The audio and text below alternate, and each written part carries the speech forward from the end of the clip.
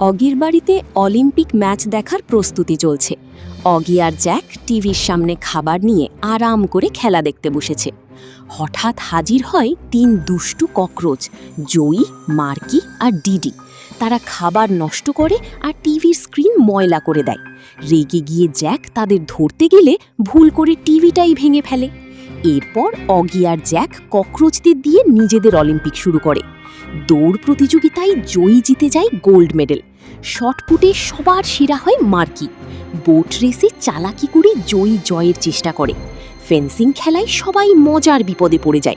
আর judo ম্যাচে ৩ জন এমন মারামারি শুরু করে যে কেউই জিততে পারে না।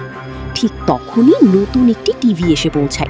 অগি আর জ্যাক খুশি হয়ে আবার খেলা দেখতে বসে। কিন্তু কয়েক সেকেন্ডের মধ্যেই এক ককরোচের ঘুষিতে নতুন টিভিটাও ভেঙে যায়। আর তারপর অগি আর জ্যাক আবার ককরোচদের পেছনে দৌড়াতে শুরু করে। ভিডিওটি ভালো লাগলে লাইক দিন, শেয়ার করুন এবং সাবস্ক্রাইব করতে ভুলবেন না।